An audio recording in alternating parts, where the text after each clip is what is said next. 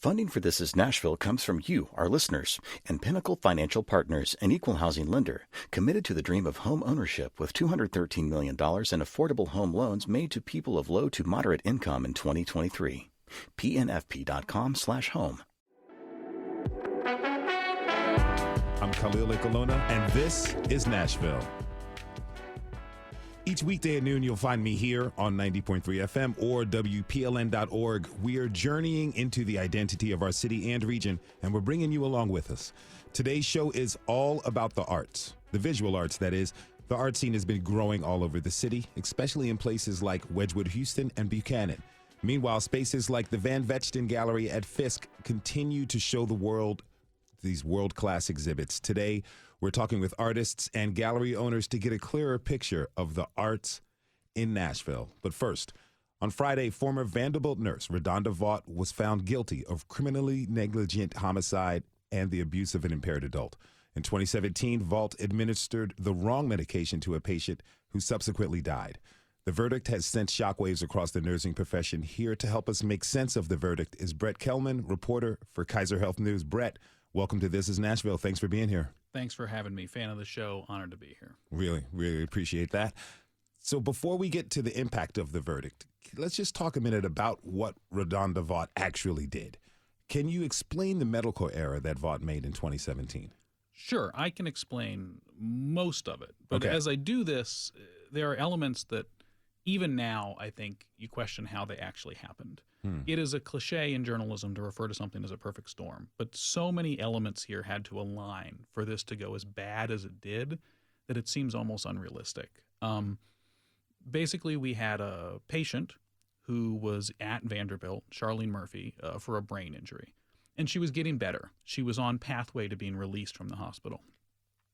She went to have a scan to see if there was any issues left with her brain, and she was claustrophobic. She was going to go into one of a large MRI-like machine, so she was prescribed a sedative just to calm her down. Redonda Vaught was tasked with getting that sedative from a medication cabinet. She went to that cabinet and, through a series of errors, withdrew a different medication with the wrong-sounding name, didn't notice that she had the wrong medication despite a lot of warnings that she didn't notice that the medication was a powder when it was supposed to be a liquid, gave it to the patient, and then did not monitor that patient and left her. Simultaneously, that patient then went into the scanning machine where people were not as able to keep as close an eye as her as they normally would, and it turned out that the medication she was given paralyzed her body so much that oxygen could not reach her brain, and it left her with severe brain damage, basically to the extent of being brain dead. There's also other elements. There was no scanner that gave the nurse the opportunity to double-check the medication at the last instant, although she could have done it manually. So many things had to align for this to happen the way it did, but it did. And the end result is that a patient is dead, and Redonda Vaught is looking at time in prison. So this wasn't made public at the time, right? How'd you come to find this story? So from my perspective, at the time I was a healthcare reporter at the Tennessean, and what initially had come out is that the Centers for Medicaid and Medicaid Service, Centers for Medicare and Medicaid Service, a big federal agency that holds responsibility for an incredible amount of federal money, was threatening to cut off Medicare reimbursement to Vanderbilt University Medical Center. That is effectively a death sentence for a hospital. That takes away so much funding that no hospital could survive without it. And we're talking about one of the largest and most prestigious hospitals in the country. There was a federal investigation report that, without saying any names, identified this horrific drug error that had killed a patient. And what the federal government was effectively saying is, if you don't take steps to correct this, we will pull your federal reimbursement. Vanderbilt jumped, made some corrections, and reassured the CMS enough that they cut off the threat to end reimbursement. At the time, it kind of felt like the story was over. And then a certain time later, criminal charges were filed against this nurse, and all these other details became public that weren't initially. Okay, so walk me through that timeline right there, because it wasn't necessarily, the criminal charges didn't pop up like as you just referred to, they came up a little bit later. Walk us through the timeline as best as you can. Okay. Well, remember you asked for this. Okay. Okay. So the incident happens in December of 2017. Right after that, Vanderbilt takes some actions that result in the incident not being known to the government and the public. It fired Redon-Devant. It negotiated a settlement with the family that includes a non-disclosure agreement, so they wouldn't talk about the death or the drug error. It did not report the error to state government or federal regulators as it's required by law. The hospitals admitted this. They say they didn't know they were supposed to. It reported the death to the medical examiner as a natural causes, with no mention of a drug error. It did not report the error to the Joint Commission, which is an accrediting body responsible for hospitals. That's optional, but many hospitals would have done it. And as a result, nobody knew what had happened to Charlene Murphy for approximately 10 months until an anonymous tipster, I have no idea who, told the state government and the federal government, which triggered an investigation, which led to the threat to cut off Medicare that I described earlier. Okay. Then the Tennessee Department of Health decided not to discipline Vanderbilt. They decided not to investigate or discipline Redon-Devant. A few months went by, criminal charges surfaced, and me and everybody else in Nashville heard her name for the first time. And then this case became a national story because circumstances of nurses being criminally prosecuted for medical errors are exceptionally rare. Okay. Now, the jury decided on a lesser charge. Can you talk to us a little bit about that? Yeah. So Redon-Devant was initially charged with reckless homicide, and she was convicted of a lesser charge of criminally negligent homicide.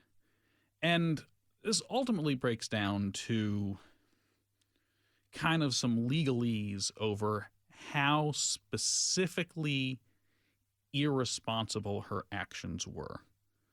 I think to meet the burden of reckless homicide, prosecution would have had to have proven that she consciously disregarded safety protocols. And the defense's argument was, if she thought she had the right drug, how could she have consciously disregarded those protocols? They went back and forth with this for hours. Eventually, it's clear the jury decided to hold her responsible for the death in some ways, but didn't feel that she was as reckless as prosecutors initially argued. Now, nurses around the country have been following this case very closely. What has their response been to the verdict? Fear. So in hospitals, there are errors every day. Most of those errors don't harm anyone.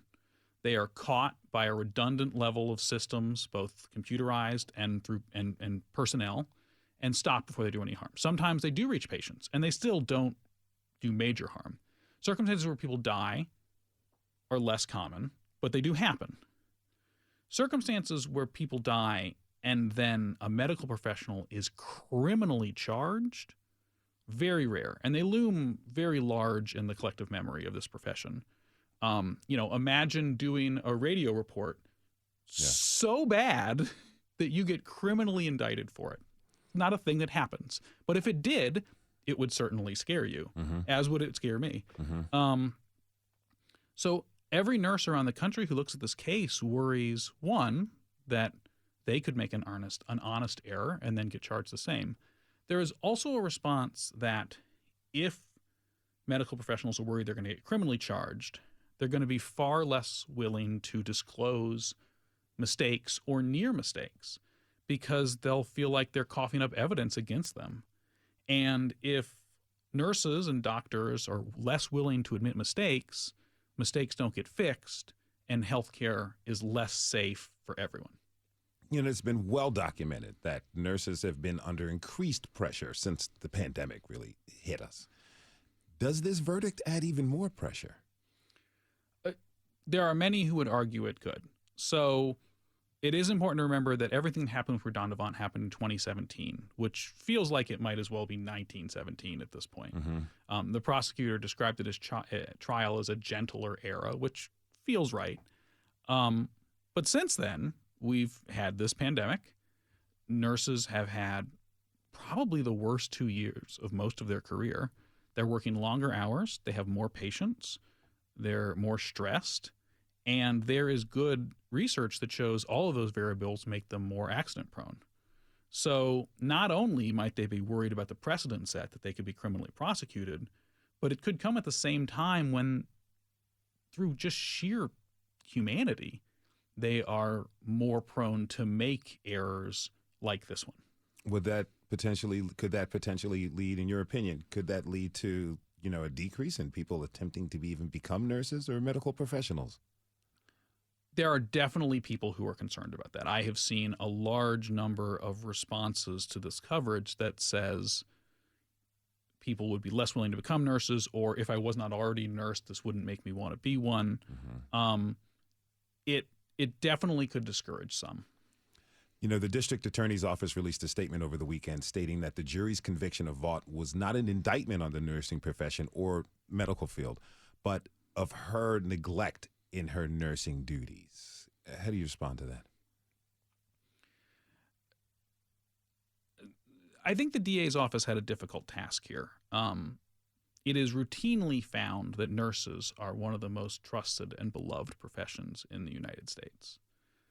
And they opened this trial by arguing that this case is not an indictment of all nurses. It was specifically about Redondavant. But I would question if that is entirely their decision to make. The DA's office can say that this is not an attack or an indictment of the entire profession, but I'm not sure that they would know. We will see what this case and any precedent it might set comes to be. And intent and reality, much like in the Redondavant case, are rarely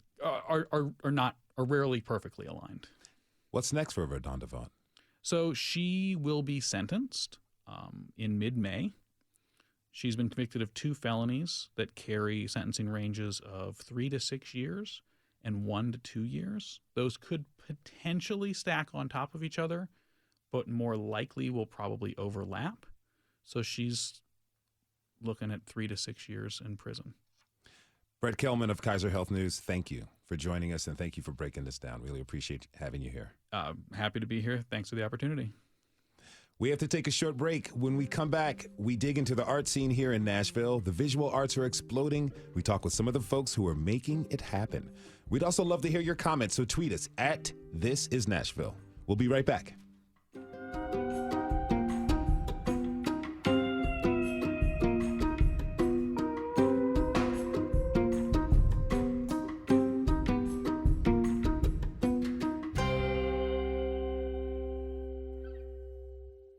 Funding for This Is Nashville comes from you, our listeners, and Music City Prep Clinic, Nashville-based provider for PrEP and offering comprehensive sexual health services in an environment designed to be safe, professional, and shame-free. Learn more at musiccityprep.org. I'm Khalil Ecolona, and this is Nashville. Today's show is all about the visual arts. Tucked away in a Madison strip mall, Art House Coffee is a new coffee shop and gallery slated to open sometime this summer. Over the weekend, owner SQ gave us a tour.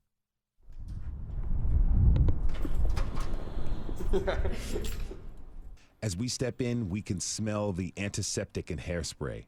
This spot used to be a salon. For now, that still lingers. But as SQ explains, it will soon be a very different kind of space. You'll see a large coffee bar, in the back wall here, and you'll feel invited and sort of enamored enough to, want to grab your cup of coffee, but also stick around and just kind of walk the room and get to know the people around you, get to know the art on the walls, and why we are here, which is for that purpose, to share with the community the amazing local artists that are here in Nashville. SQ came to Nashville several years ago with dreams of being a full-time musician. But after the pandemic hit, and music gigs started to dry up, he found solace in visual art. And so began the Art House Coffee dream. As I got more entrenched in the local arts scene in Nashville, I realized that there's a need for more Black, brown, LGBTQ owned and run galleries, and there's a need for a safe space for that community. There just aren't enough spaces, especially for the marginalized communities. I mean, there are some really great galleries out there right now. A lot of them are kind of the old guard. A lot of them are people who've been here for a long time doing a great thing, but I think there's so much room for growth that, you know, we need some more energy put back into the arts community and more life brought to it, so that, you know, there are more safe spaces where artists that might not have a voice yet, you know, might not have a stage yet, can go, hey, I think I can show here, you know, feel comfortable about being in a space and growing from there. That's part of the inspiration for sure. But SQ says he's also inspired by the art scene in Nashville and how unique it is. Nashville has so much more under the surface, you know, that is so unexpected to me. And I actually come from St. Pete, Florida, where there is a very healthy arts scene down there, but it's all very similar styles, very similar people, and they're all very fantastic. But here, you know, you can meet one artist that does one thing, and then another one, the same caliber, same talent, but does something totally different. So it's like, you know, you can see an array of different things throughout the city with what we have now, and I think that's just so cool. My next guests are two artists who are intimately familiar with the growth of the arts in Nashville. Greg Pond is a professor at the University of the South and co-founder of the Fugitive Arts Center. Marlos Evan is a visual and performance artist, filmmaker, and co-founder of the Magruder Artist Residency Program in North Nashville. Welcome, Greg and Marlos. Thank you so much for being with us today.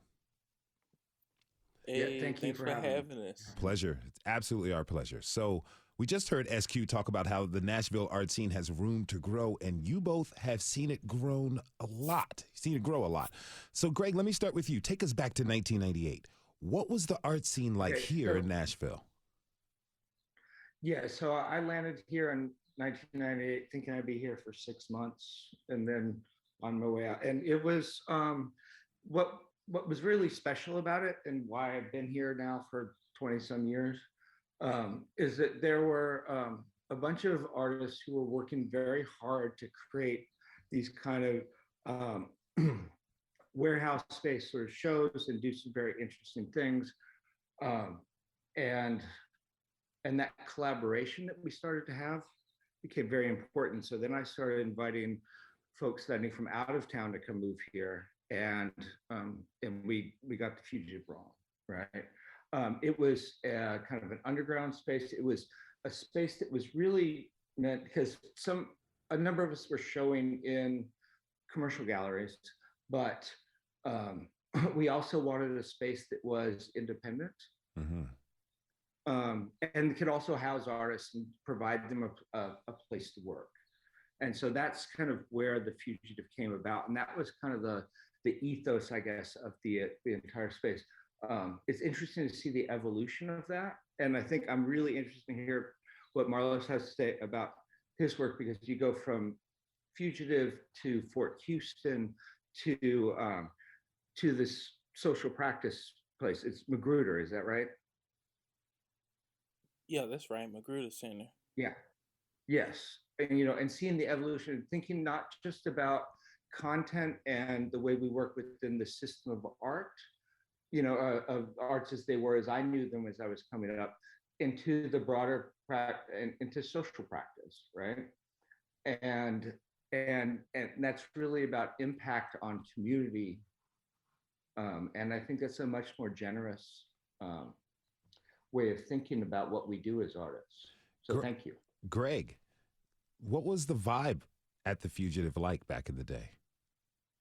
Oh, it was punky, we all came up in the warehouse shows of the 80s and 90s. I'm an old man, so and so it was rough and tumble for sure. There were lots of folks who really were just eager to try to build this. And when I came out of school, I knew that I needed an artist community, right, to continue to sustain my practice.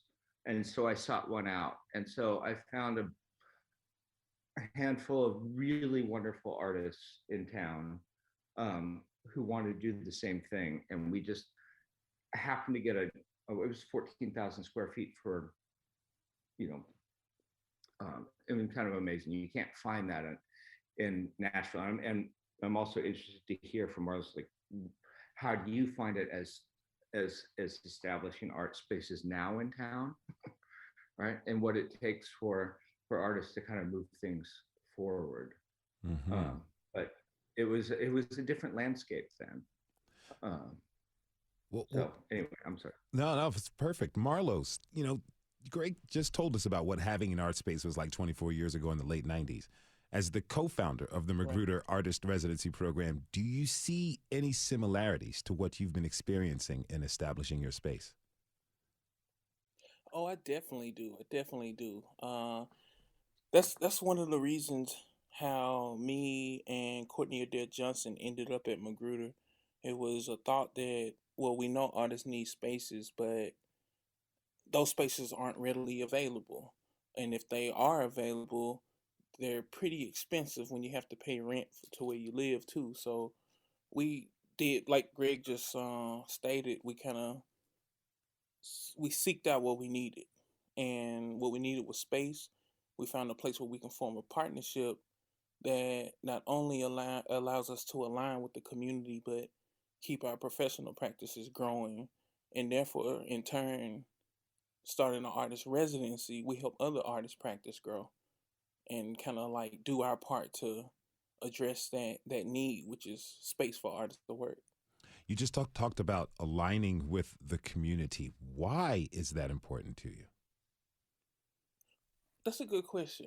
I feel like it's important for me because sometimes when you think of artists, you think of somebody that's tucked away in some room making art, and they only show themselves or show the work when it's time to do a show or do a lecture. And with my work, personally, a lot of my work is informed by real stories, and I get a lot of stories from the community. So sometimes when I'm at Magruder, I'm working the front desk, helping out where they need help, and actually having conversations with people within the community. And that allows me to stay in touch with the community because I feel like my work is for us all.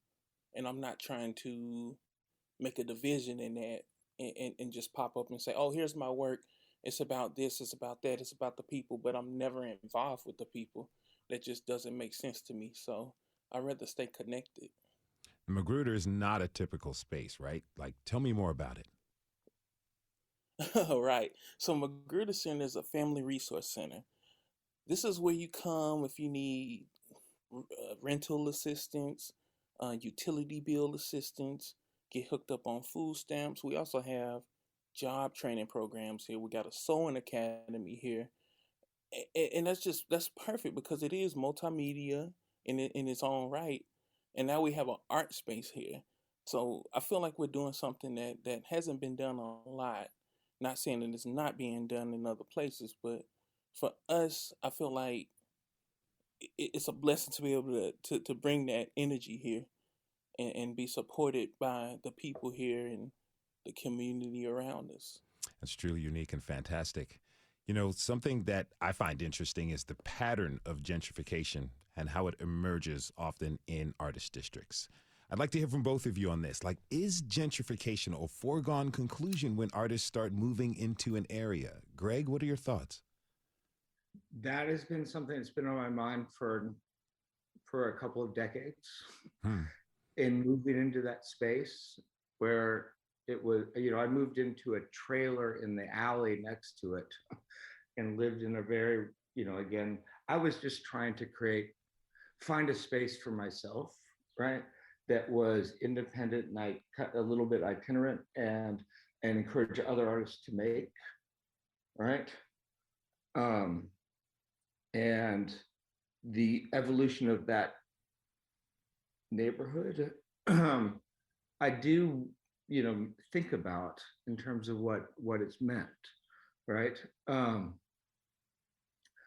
I think we as artists, and I think this is where most like excels, is that we were thinking about trying to create this sort of art scene that we really wanted to have here.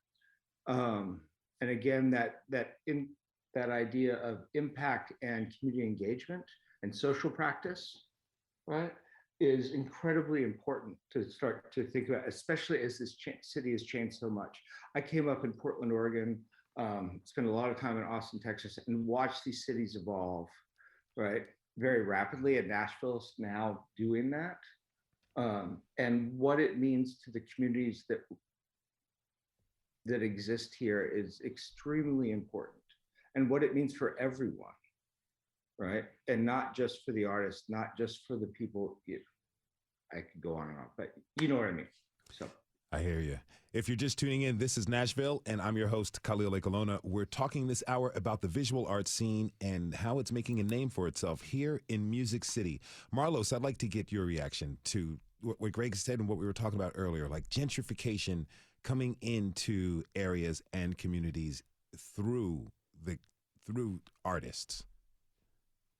Yeah, y'all got some really good questions today. But Thanks. We work hard. I feel like, yeah. Oh, I see. I love it.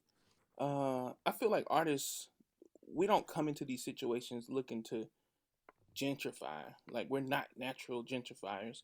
But I feel like artists should also watch out in those situations where they live for people that kind of use us to gentrify. Where certain socioeconomic groups feel more comfy moving in because we come and beautify an area. So I just want to say, like, artists just have to be aware that we can be used sometimes to make a place look more upscale. In my practice, and in our practice here at Magruder, and a lot of artists I know, we choose to uplift the community and not take away from it. And a lot of times I notice artists themselves are being pushed out from these areas. Like in North Nashville, there's plenty of artists I know who moved out of the area because they couldn't afford rent anymore. And some of those artists have done things to beautify the community or the area, and didn't know what was up along the road waiting for them. You're priced out. Next thing you know, when you look up. Greg, based on your experience, do you think there's anything artists can do to help change this pattern of gentrification? Yes, I do. And I think that, again, we had a certain agenda, which is about kind of getting outside, setting something up that was not outside of the like regular commercial gallery system, right? And providing opportunities for artists. Now we see models like what Marlos is doing, and also like Bryce McLeod too. The way Pie Town was actually named. If you look into that history, that's pretty amazing. And I think this, Bryce says, if you make art with someone for an hour, it's like you've known them for years. And I think that's a really, really important thing. I think that generosity and that, and again, we're thinking not just about content in terms of the art, but impact on the community, right? In which we exist. And that, I will just say, to be honest, that wasn't really on our radar when I came out of grad school. It was not the way we were thinking. And it's so much more about our social dialogue now that I think is really important. And I'm really glad to see these sort of projects like Marlo's doing as in Nashville. It's important to preserve the cultural. Arts are important, right? They impact the way we see the world, right? And to be able to extend that, right, into the sort of the realm of social practice is really great. So, yeah. Anyway, I'll stop there. Marlos, I understand your artists have to give back as a part of their residency. Can you talk to us about that? Yeah. So what we ask incoming artists in the residency to do, which is named Magruder Social Practice Artist Residency, MSPAR for short. We offer space, and what we ask for the artists to give back is their time with the community through either studio visits, art exhibitions in the space or in the community, and lectures and reactivation. So those are the things that we ask in turn. We're not necessarily, well, we aren't asking for money. We're just asking for you to do something along the lines of those things. To offer your valuable time rather than money. I understand that. Now, yes, Greg has some old school experience with the scene in the city. Marlos, do you have any questions you'd like to ask him? Yeah, Greg, how do you feel about the art scene where it is now? Yeah, that's an interesting question because it's evolved and it ebbs and flows here, I think. That, before I got here, there was a very vibrant art scene that was kind of run by other people, and you could talk to Lay New York and lots of other people about that.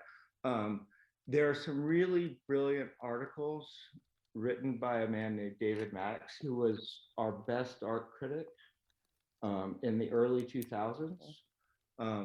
One in number 62, as you know, Number magazine, on the death of galleries. And then he wrote an article about Fugitive on why places like ours were important to cities like Nashville.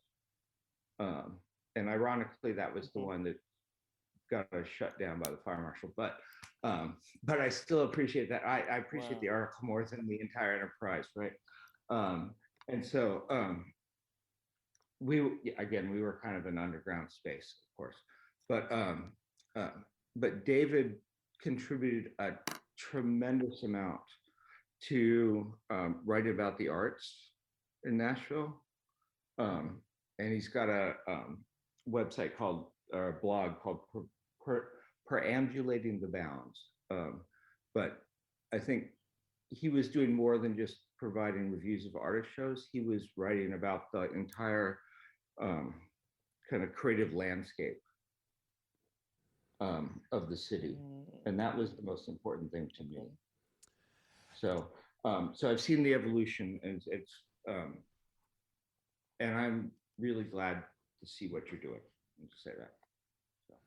I'm really glad that both of you have taken time to both be on the show. I hope that you two keep conversations going, and really appreciate you being with us. Thanks to artists Marlos Evan and Greg Pond for joining us. Really appreciate it, you two. Thank you.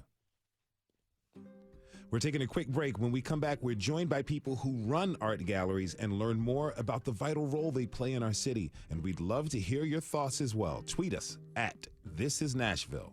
We'll be right back.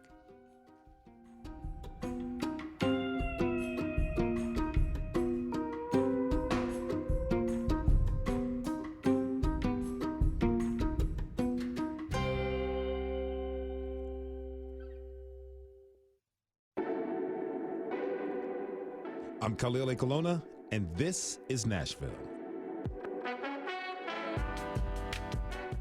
We are exploring the visual art scene in Nashville and talking with some people who are setting the trend for this growing community.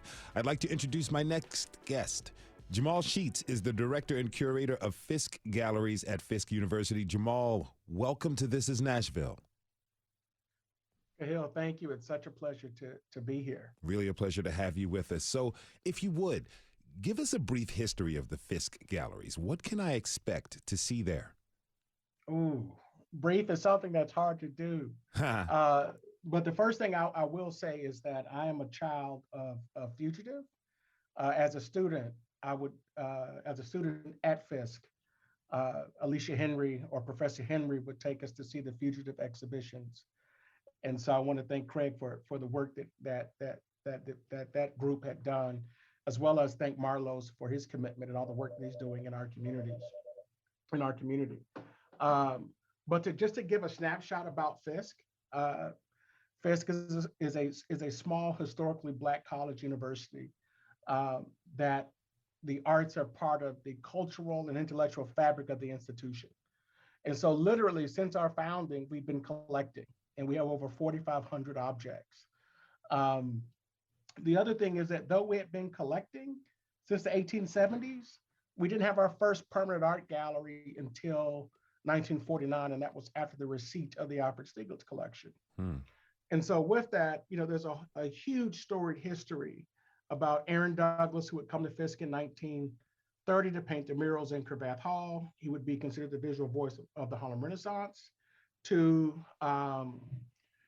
he would come and found the art department in 1944.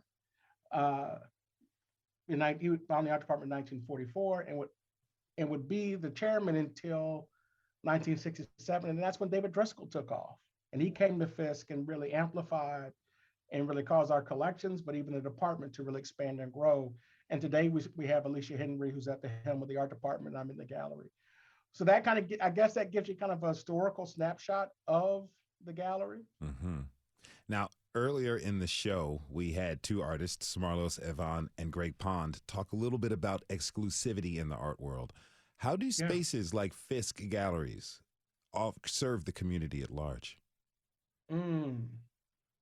Well, one, we feel as if we are a resource, that the galleries themselves hold this kind of accumulation of knowledge and information, but we have to activate it. And so the vehicles that we use to activate it, our first front lines are our faculty and students. And so we have a gallery ambassador program, and they help us, provide tours. And, right now we're installing a new exhibition. They help us with everything that we do in the gallery. But the most important part is us being engaged in the community. And so we're constantly, and it ebbs and flows. We've been constantly up until COVID actually in the community, and we would have programs through partnerships that would range from 0 to 12 months, like Big Babies in the Gallery. Those are for mothers or caretakers and grandparents to bring infants 0 to 18 months to come to the gallery, and we would have a ball with some of our ambassadors who are Jubilee singers would kind of choreograph the tour and sing songs like E-I-E-I-O or Oh Madonna Had a Farm. But then we have programs that we partner with Vanderbilt for a number of years for the Osher Lifelong Learning Institute. And so that was geared towards seniors. And then we would do another program, which is like for 10 to 12-year-olds, Lego Builds in conjunction with one of our exhibitions. And so we try to engage the community in a lot of different ways. The other thing that we do is that we offer a number of training programs. We have a Fisk Museum Leadership Initiative. And so that includes the Fisk Museum Leadership Program. Also includes we have a 2-year fellowship with LACMA. And then we just completed the Bank of America Conservation Intensive, where we had our students working alongside a conservator to conserve objects from our collection. Members of the community were welcome to come in and check it out. If you're just tuning in, this is Nashville, and I'm your host, Khalil Ekolona. We're talking this hour about the expanding visual art scene here in Nashville. I'd like to bring in my next guest, Ashley Leyendecker. She is the director of Red Hour Galleries. Ashley, welcome to the show. Hi, thank you so much for having me. Thanks for being with us. So tell me about Red Hour. How did it get started? Red Arrow is celebrating its 8-year anniversary here in Nashville. It started in Joshua Tree, California. And then when the owner, Katie Shaw, moved to Nashville, she opened up a space in Riverside Village that got closed down. And now we're over here in East Nashville. That's our home for the past 4 years. And we love it. I've been with Red Arrow for 4 years, started as an intern and made my way up to director. It's a female run and operated gallery. And we focus in inclusion and as well as showing art that we believe is pushing the contemporary art world forward and not backwards, and art and having shows that are having conversations with broader contemporary art scenes, not only in the South or not only in Nashville. The pandemic changed things for us all, I think it's fair to say. How did it affect Red Arrow? Like, how were you all able to sustain through all the uncertainty of the times? Man, yeah, it was really scary at first because who's going to buy art when you have to worry about if you have a job or not. But everyone kind of took a little bit of a break. I stepped back from the gallery for a month just to try to see if what we should do next. And then we decided that this is the time to show work and this is the time to curate important shows. It kind of changed everything for the gallery. It made us, like so many people during the pandemic, shift our focus and really make sure and made us realize what we wanted to do. And so we came back bigger and better than ever and started developing a collector base that wanted to support us through this transition and support our artists. And our artists were in the studios. That's all they wanted to do during that time, is disappear in the studios. They started making even more amazing work than they were before. And since 2020, the gallery has had its best years yet, financially and with the artist relationships that we're building and for our artists as well. Who are the collectors that are moving the market here in Nashville? Where are they from? Well, I would love to say that I have a lot of Nashville collectors. There are a few, but a few big collectors live outside of Nashville, which is a problem that we need to address as a city. But I have a lot of collectors in California and Canada, New York, Chicago, London, places like that have established kind of centers around collecting and why it's important. But I would love to start building that awareness for wealth in the South and why it's important to collect and for people to support the arts and advocate for the arts here in Nashville and the South. How can Nashville residents and businesses really support the visual art scene here? Well, it's kind of simple and it's kind of layman's terms, but buy artwork. If you have financial means to buy artwork, you have no idea how far buying one painting runs. It helps support the gallery that you buy from, and even more importantly, it means the world to the artists.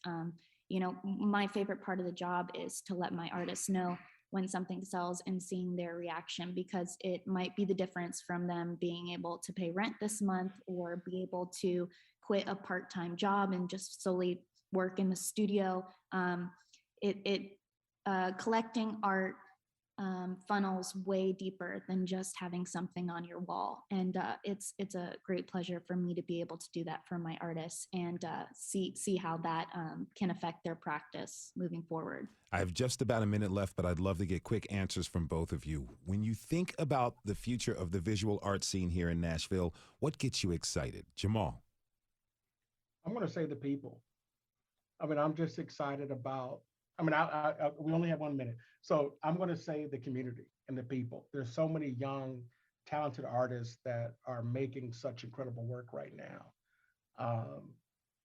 And so I'm just excited, and I have a firm belief that the arts inform us of who we've been, who we're becoming, and who we aspire to be. And so I feel with the work that these artists are making, that our future is bright in Nashville. Ashley, 30 seconds. I agree with Jamal completely. Yeah, the people and people coming out and supporting.